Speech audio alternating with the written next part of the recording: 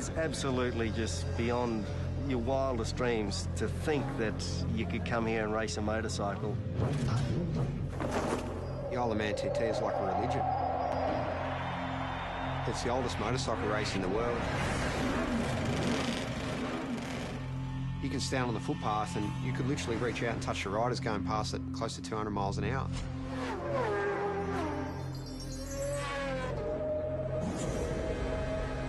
The houses are passing you so quick, sometimes it feels like you're inside a video game.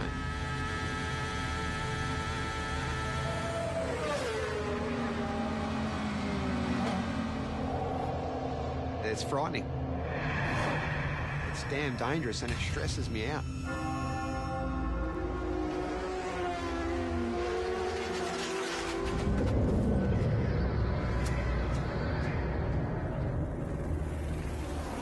Unless I'm very much mistaken, Mark, this is the greatest motorsport event in the world.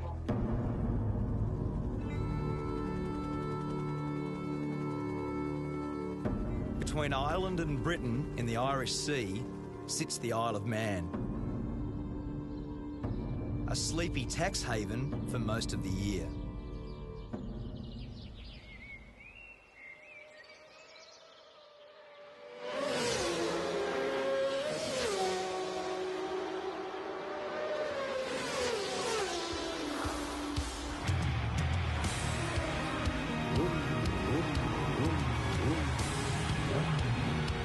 I've come here to witness the most dangerous road race on Earth. It's about 200 kilometres an hour, straight at the front here, absolute lunacy. I want to find out what drives these riders to test themselves and their machines in a brutal event called the TT, the Tourist Trophy. There's a lot to get right and a lot that can go wrong, so it is part sprint race, part endurance race, and it's a time trial, so it's so unique. Peter Brock used to say that great racetracks have got consequences. The Isle of Man TT is the ultimate road course. It's the fastest, wildest and most dangerous racetrack I've ever seen. And for the riders that compete here, there is absolutely no room for error.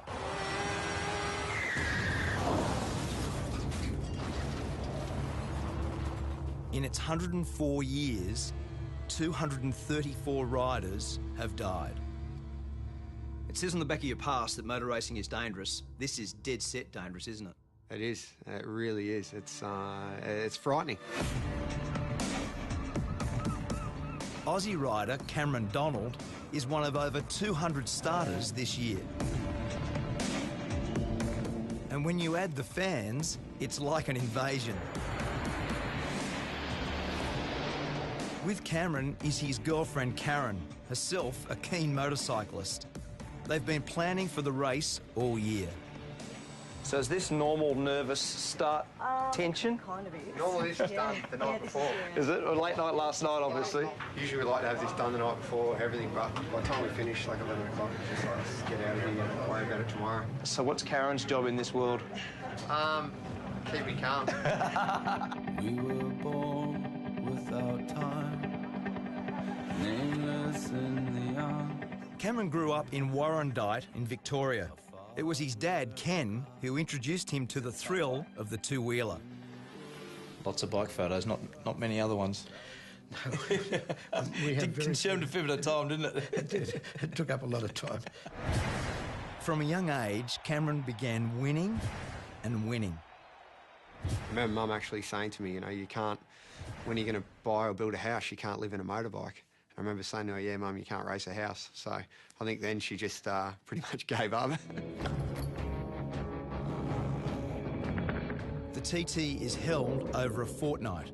1 week for practice, 1 week for racing, 7 races in all. And in between, the public can go flat out, no speed limit on the Island Road course. Everyone that races here knows the dangers and they accept them and they do their best to ride accordingly. But I think it's sad in this world that we're all so wrapped in cotton wool these days, and there's so few opportunities to do anything dangerous. For Cameron, a plumber when he's not racing, there's no event bigger than this. Riders set off at 10-second intervals. It's all about the fastest lap of the island, and that's what makes it so pure and so dangerous. You sit on the start line, you're looking down that first hill, and because it's not a mass start, you're sitting there getting waved off one at a time. The pressure on you, everyone's looking at you, and it's a rush I've never had out of any other race.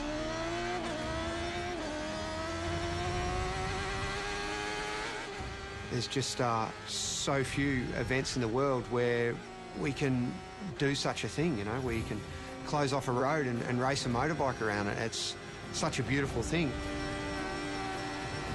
61 kilometres of public roads. Over 200 corners to be negotiated. Top speed, 330 kilometres an hour. This isn't a track. This is a country road. Like, let's not get this wrong. And it's fast. My friend and 5-times world champion Mick Doohan has come here for the first time. Sort of madness, He's not racing, but on the parade lap, he got a taste of what it's like. First reaction, as soon as you saw the place, looked around, what was your first reaction? Yeah, I didn't need to come here to have that reaction. It's just, as I say, it really, it is absolutely just beyond your wildest dreams to think that you could come here and race a motorcycle. The race has always had its critics, but from the start, its danger was its attraction. Back then, racing was banned in England, and the island was the only place where there were no speed limits. The TT was born. The voice of motorsport, Murray Walker. You've got a great history here, haven't you? You've been how many years? First of all, let me say it's great to see a great Australian at a great race. Thanks. To answer your question, Mark, I first came here in 1925. I was born in 1923. My father won here. I don't know how many times I've been here. Many, many, many times. In his 88 years, Murray Walker has seen some very good riders. And impressing him this year is our Aussie rider, Cameron. He's got a good bike, he's got some good backing, and he's still got the most important race of the week to come. So maybe, hopefully, he'll get it done. Each time Cameron sets out is an exercise in courage.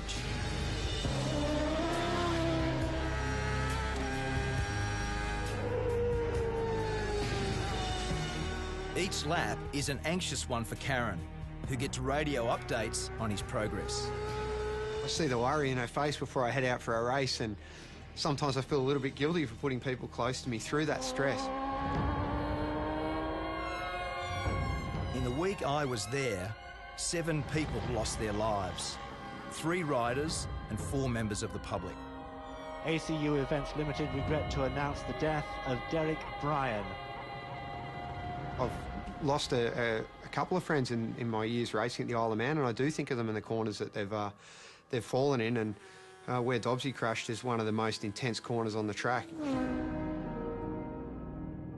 Dobbsy, Paul Dobbs, died in the TT last year. He lost his life to the sport that he loves, so. Just one of them, mate. Paul was buried on the island, leaving behind his wife and 2 daughters. So what did you love about him? God, everything. Racing. Bridget is Paul's wife. A year on, she's brought the girls back to remember their dad at the race he loved.